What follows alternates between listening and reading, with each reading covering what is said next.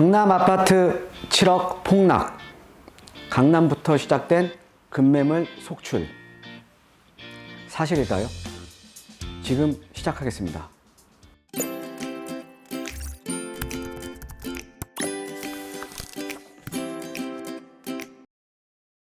네, 안녕하십니까. 드림본스 나추라 연구소 정창래입니다.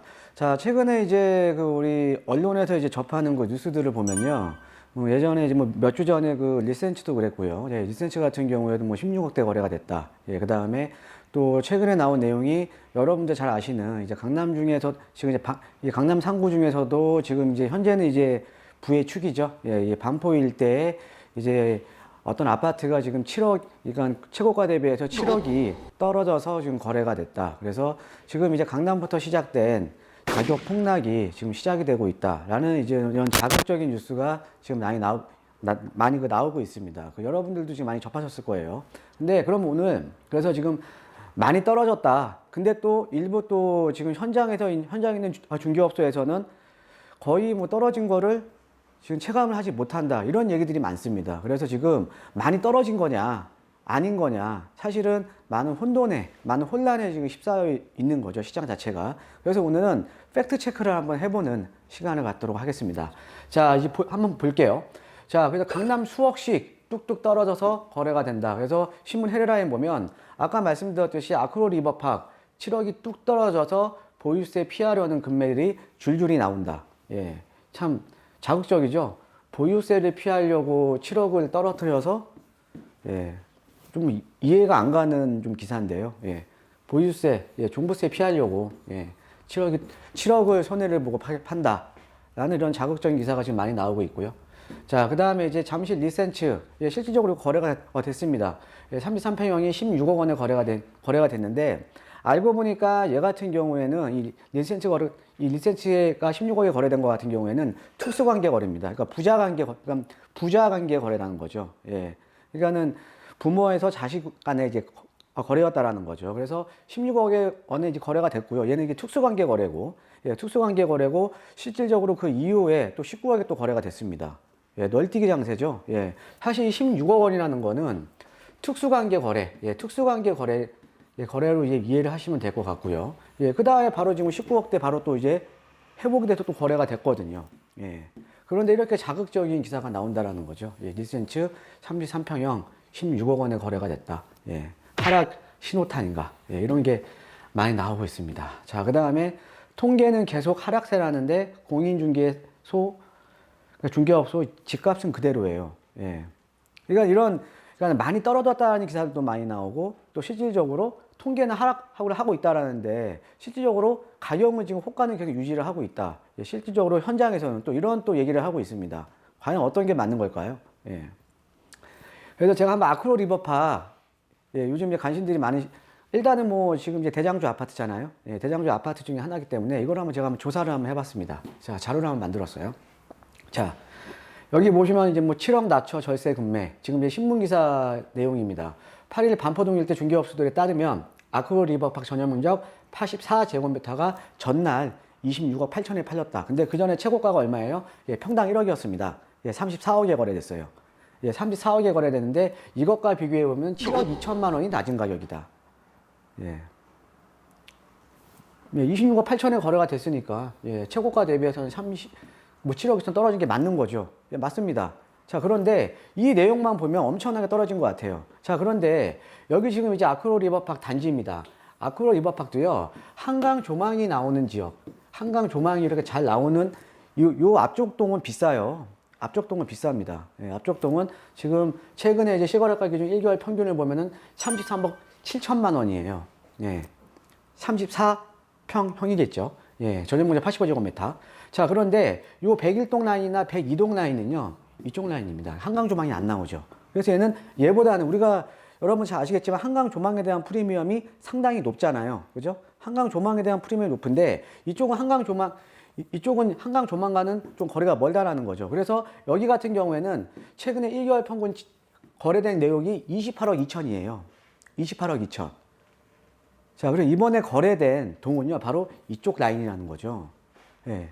그러니까는 한강 조망에 대한 프리미엄이 있는 동이랑 한강 조망에 대한 프리미엄이 없는 동이랑 당연히 가격 차이가 나는데, 그러면 28억 2천에서 26억 8천에 거래가 됐다라는 거는 한 1억 4천 정도, 1억 4천 정도가 낮게 거래가 됐다라는 거죠.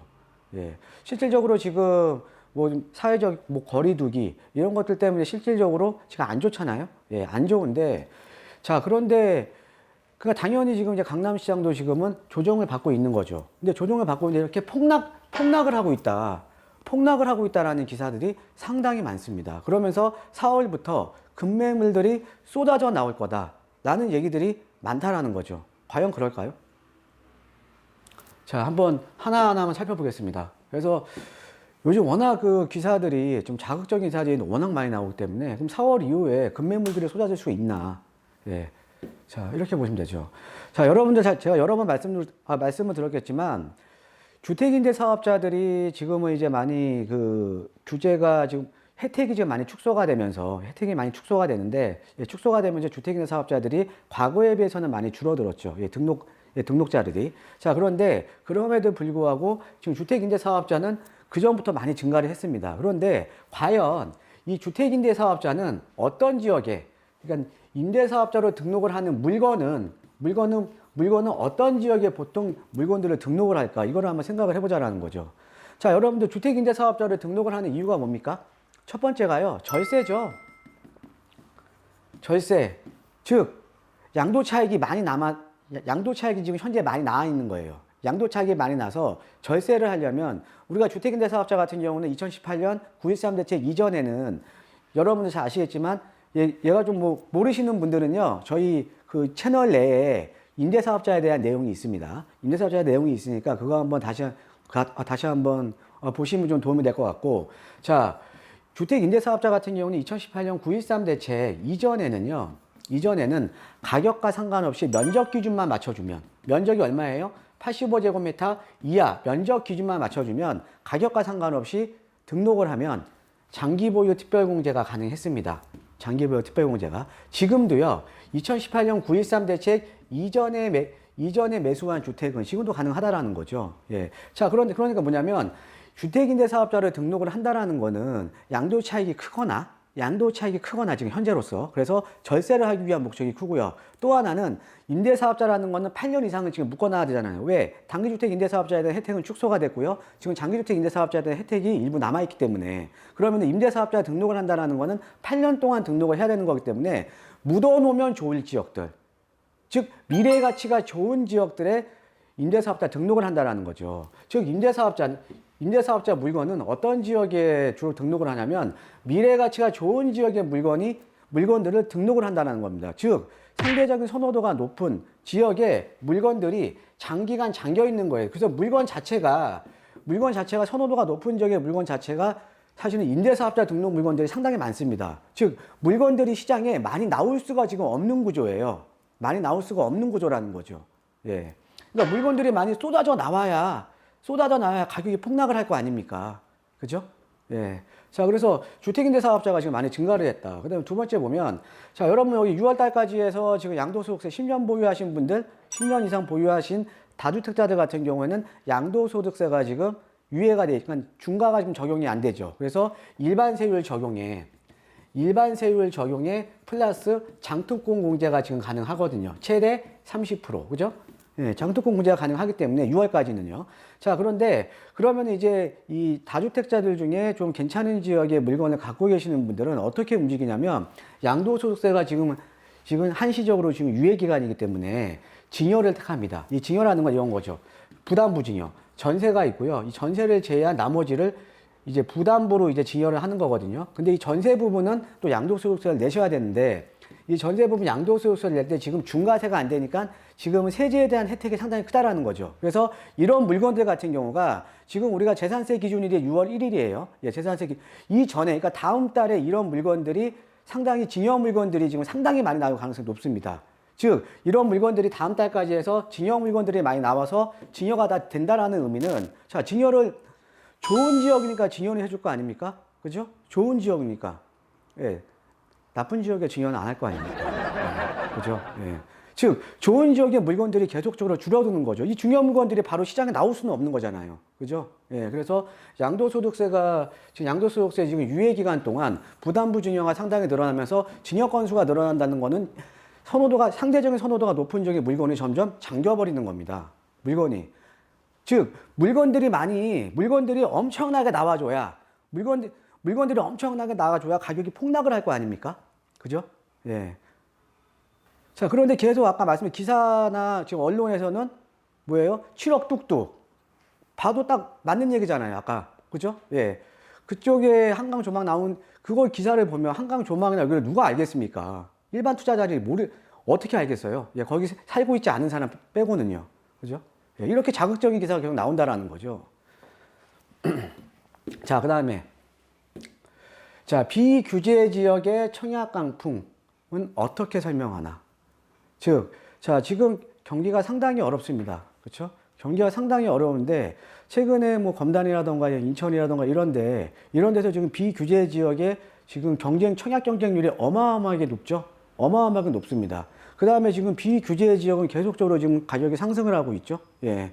그러니까 뭐냐면 시장에 대한 유동성은 지금 상당히 지금 많이 있다라는 거죠. 이 갈 곳 없는 돈들이 규제를 피해서 비규제 지역이잖아요. 예, 규제를 피해서 지금 돈이 계속 흘러가고 있다라는 거죠. 그러면서 이 가격을 지금 올려놓는 거거든요. 즉 어떤 거냐면 외곽의 투자자들이 증가하면서 가격이 상승을 하니까 외곽의 가격이 상승을 하면서 서울 도심부에 어떻게 보면 가격을 지지를 해주는 거죠. 서울 도심부에 전체적으로 빠져줘야 되는데 서울 같은 경우는 워낙 규제가 심하니까 지금 투자자들이 지금 잠시 못 들어오는 거죠. 잠시 못 들어오면서 비규제 지역 쪽으로 규제가 없는 지역 쪽으로 투자자가 들어가면서 얘네들이 또 가격이 올라주면서 얘네가 가격을 지지를 해주고 있는 겁니다.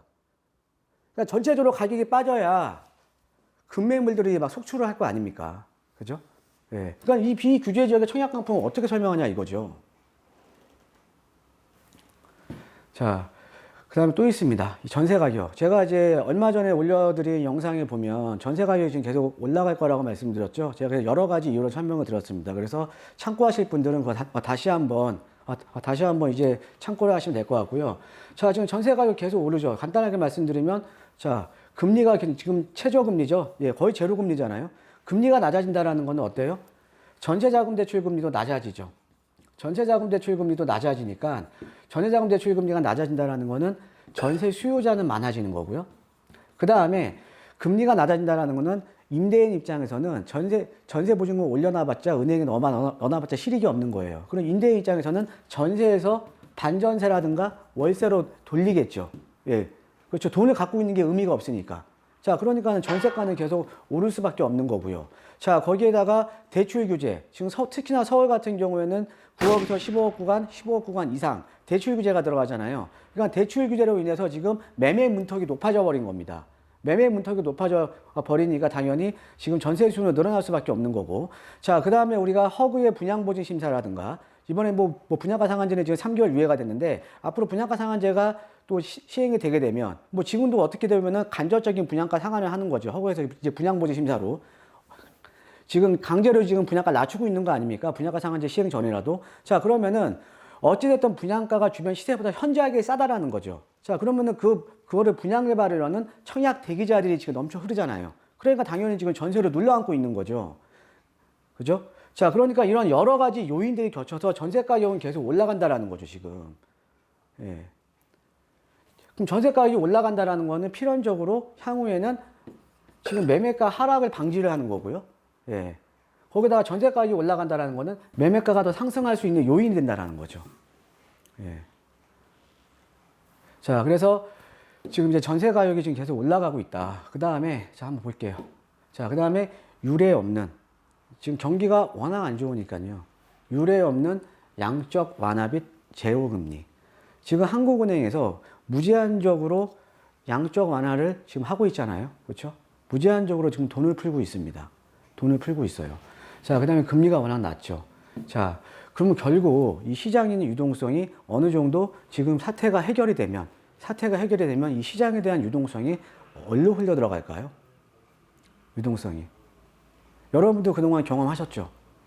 자, 이 유동성이 어디로 흘러 들어가냐면요. 제가 그랬습니다. 제가 예전에 제로금리에 대비하는 시장 전략에 대해서 제가 유튜브에도 올려드렸는데, 이 금리가 낮으면 낮을수록 금리가 낮다라는 거는 뭐예요? 경기가 안 좋잖아요. 경기가 안 좋다라는 거는 사실은 돈이 있어도 어디다가 투자할 마땅한 데가 없는 거예요. 마땅한 투자처가 없다라는 거죠. 그럼 그 돈들이 당연히 안전하다고 느끼는 자산 쪽으로 돈이 부의 이동이 시작이 될 수밖에 없는데, 그럼 부동산도 마찬가지라는 거죠. 부동산도 모든 지역의 가격이 오르는 게 아니라 상대적으로 투자자들이나 수요자들이 안전하다고 느끼는 지역으로 돈이 흘러 들어갈 수밖에 없다라는 거죠. 사태가 해결이 되면. 지금 어마어마한 돈들이 지금 돈이 풀리고 있잖아요. 자, 그래서 지금 보시면, 예를 보시면은 지금 이거 어떤 거냐면, 저희가 이제, 이건 제가 직접 조사를 한 겁니다. 조사를 한 건데, 서울 부동산의 외지인 투자 비중 증가예요. 외지인. 그러니까 서울 부동산에 외지인들이 얼마나 많이 투자를 했느냐. 를 나타내는 건데, 작년 2월 달에 보면 26.2%. 그러니까는 만약에 100건이 거래가 됐으면 그 중에 26명 정도가 서울에 거주하지 않는 사람들이 매입을 했다라는 거죠. 자, 그 다음에 2019년 3월 달 25.9% 쭉쭉쭉 가다가 어때요? 계속 올라가죠. 올라가서 지금 작년에 12신유 부동산 대책 전에는 피크를 찍었죠. 그러다가 좀 내려와서 지금 33.3%, 31.4%. 어때요? 자, 금리가 낮아지니까 사람들이 안전하다고 느끼는 서울 같은 지역으로, 비교적 다른 지역에 비해서 안전하다고 느끼는 서울 같은 지역으로 외지인 투자 비율이 지금 늘어났다는 거죠. 특히나 여기에서도 지금 상대적으로 또 소액 투자가 가능했던 노원구라던가 이런 데가 외지인 투자 비율이 상당히 높습니다. 그 다음에 송파 같은 경우도 지금 강남 3구에서 비교적 가격이 싼 송파 같은 경우에도 엄청나게 높아졌죠. 그 다음에 여기 강동이라던가 아니면 강동이라던가 마포 같은 경우는 아무래도 여기는 실수요자들이 좀 많은 시장이잖아요. 예, 그러니까는 외지인 투자 비율이 상대적으로는 이제 오름폭이 좀 적죠. 그죠? 예. 즉 어떤 의미냐면, 앞으로 이 사태가 해결이 되게 되면 무제한적으로 지금 돈이 많이 풀렸기 때문에 어찌됐든 이 돈이 안전하다고 느끼는 지역으로 돈이 들어올 수밖에 없다라는 거죠. 예. 그래서 이것도 한번 참고를 좀 해보시면 좋을 것 같고요. 이 자료도요. 자, 어찌됐든 요즘 자극적인 기사들, 그 다음에 어떻게 보면 이게 진짜 사실인지 아닌지 이런 기사들이 넘쳐 흐르고 있습니다. 예, 이럴 때일수록 직접 확인을 하시고 팩트를 한번 체크를 해보시고요. 예, 그래서 지금 혼란스럽죠. 예, 시장 자체가 혼란스러운데 이럴 때일수록 좀 냉철하게 판단을 하셔야 되는 시기 같습니다. 예, 그래서 오늘 그런 주제로 해서 제가 오늘 강의를 준비를 해드렸고요. 자, 여러분, 예, 요즘 많이 경기가 어렵습니다. 그죠? 예, 경기가 많이 어렵고요. 예, 그 다음에 우리 부동산 쪽에 관심 있으신 분들 같은 경우에도 지금 많은 고민이 있죠. 어떻게 해야 될지. 그죠? 예. 자, 이럴 때일수록 아까 말씀드렸듯이 냉철하게 판단을 하시고요. 냉철하게 판단을 하시고, 그 다음에 무슨 고민이라던가 이런 내용들이 있으시면 또 저와 함께 또 이제 풀어갈 수가 있으니까요. 예, 많이 또 저희 채널에 많은 영상도 올라가 있으니까 많이 참고하셔서 우리 시청자 여러분들께도 많은 도움이 되셨으면 합니다. 예, 감사합니다.